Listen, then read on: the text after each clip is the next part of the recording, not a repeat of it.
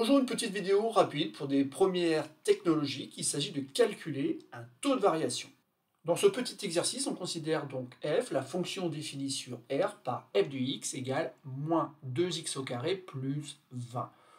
Pour bien comprendre en fait la consigne, ici j'ai déjà représenté donc en vert cette fonction. Mais ici, la consigne c'est bien de calculer le taux de variation de la fonction f sur l'intervalle 1, 3. Je vous laisse le temps donc de retrouver le calcul qu'on vous demande ici. Donc vous pouvez appuyer sur pause et simplement après avoir fait ce calcul, vous pourrez lire la suite de cette vidéo.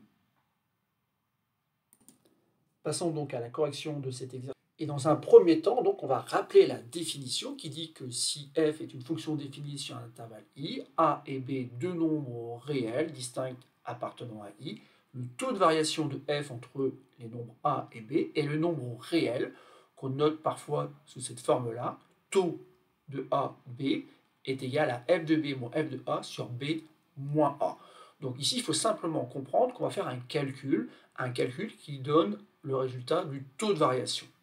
Ici donc, les nombres a et b sont les nombres tout simplement 1 et 3, autrement dit, les bornes de l'intervalle. Donc dans un premier temps, on va calculer f de 1. Et pour cela, il suffit tout simplement de remplacer x par 1 dans l'expression qu'on nous a donnée. Donc ça fait moins 2 multiplié par 1 au carré plus 20. Et donc ici, ça fait moins 2 multiplié donc par 1, ça fait moins 2 plus 20, et bien ça fait exactement 18. Je m'empresse de faire donc le calcul de l'image de 3, donc je vais calculer f de 3 en remplaçant x par 3. Donc ça fait moins 2 multiplié par 3 au carré plus 20. Alors ici, la priorité, c'est la puissance. 3 au carré, ça fait 9. Multiplié par 2, ça fait 18. Avec le moins qui est devant, moins 18. Moins 18 plus 20, ça donne donc 2.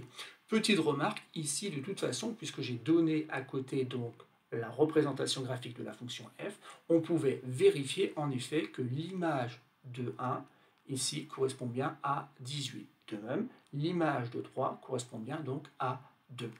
Et maintenant, il ne nous reste plus qu'à utiliser donc la définition qui dit que le taux de variation entre les nombres 1 et 3 se calcule en faisant f de 3, c'est bien dans cet ordre-là qu'il faut calculer, moins f de 1, le tout sur 3 moins 1. Alors f de 3, ça tombe bien, on a déjà calculé, ça fait 2, 2 moins l'image de 1, qui est 18, donc ça fait 2 moins 18 sur 2, et donc assez vite, donc au numérateur on a moins 16 sur 2, ça nous donne donc moins 8.